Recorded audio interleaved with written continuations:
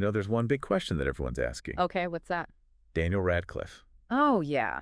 He's not coming back as Harry Potter. Right. What does that mean for the series? That's a good question. Yeah. Are they going to try to find someone else to play Harry?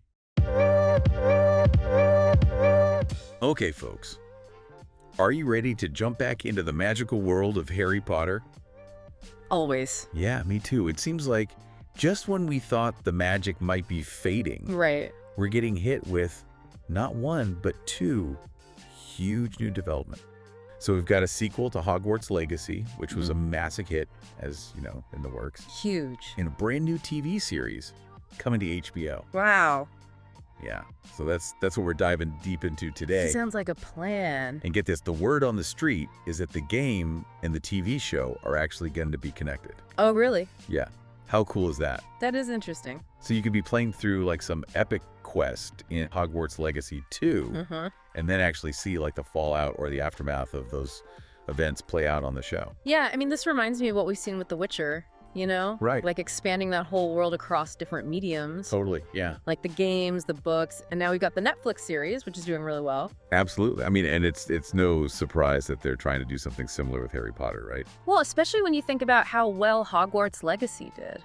I know. Like, it was a runaway success. Over 30 million copies sold. It's unbelievable. I mean, that's like every witch and wizard and their house elf went out and bought a copy. It seems like it. Why do you think that game was such a massive success?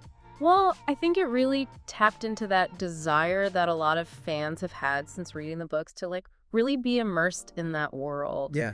You know, you could create your own character, you could go to classes, you could learn spells. It was like everything we ever wanted. I know. It was such a rich experience. It was, and I think for Warner Brothers, this must feel like a huge win, you know? Oh, absolutely. Especially considering some of their other recent projects. Yeah, not everything they touched turned to gold, right? Exactly. So we've got Fantastic Beasts, which, you know, had a strong start, Right.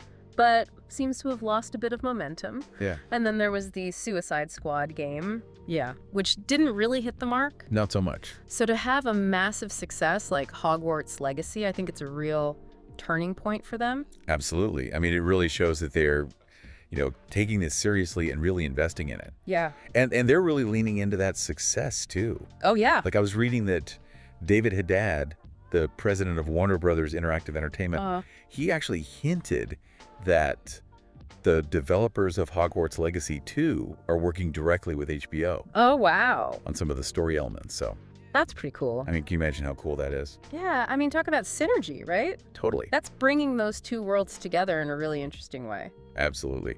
So let's shift gears a little bit and talk about this TV series. What do we know about it so far? So we know it's going to be a faithful adaptation of the books. Okay. Which is exciting, and J.K. Rowling is involved as an executive producer. Okay, good to know. Filming is supposed to start in 2025. Okay. And they're aiming for a 2026 release. All right, so we've got a little bit of a wet, but it sounds like they're putting together a pretty strong team. Yeah, they've got Francesca Gardner on board as the showrunner. I've heard of her, yeah. Yeah, she's the one who's behind Succession. Oh, wow. Which is a huge get, I think. Yeah, she's super talented. Yeah, she's amazing at creating really complex characters and storylines. And navigating all that. Yeah. Exactly. And I think that's perfect for Harry Potter. Absolutely. Because the books are full of all these, intricate relationships and plot twists and turns. Right. I think she's going to be able to capture that perfectly. Yeah, I'm excited to see what she does with it. Me too. But, there's one big question that everyone's asking. Okay, what's that? Daniel Radcliffe. Oh, yeah. He's not coming back as Harry Potter. Right. What does that mean for the series? That's a good question. Yeah. Are they going to try to find someone else to play Harry? Or maybe even different characters altogether. It's a real gamble, isn't it? It is, because for a lot of people, Daniel Radcliffe is Harry Potter. Totally. It's hard to imagine anyone else in that role. Right. But it's also a chance to do something new and different. Yeah, bring in some fresh faces. Yeah, and maybe introduce the series to a whole new generation of fans. Exactly. And that's kind of what I'm curious about. Okay, yeah. Do you think this two-pronged approach with the game and the TV show is going to be enough to rekindle that passion for Harry Potter among older fans like us, and also bring in a whole new generation of fans? That's a really good question. Yeah, it's a bold strategy for sure. It is, and it makes me wonder if this could work for other franchises too. Oh, yeah. What if we had you know, a Lord of the Rings game that was tied into a new TV show. I would love that. Right. Or Star Wars or... anything. I mean, the possibilities are endless. That's what I'm saying. So we want to hear from you. Yeah. What do you think? Are you excited about this Harry Potter revival? Mm-hmm. What are your hopes and fears for this new chapter in the wizarding world? Right. Let us know in the comments, and don't forget to subscribe so you don't miss out on more dives into the stories and trends that shape our world. Definitely. Until next time. See ya!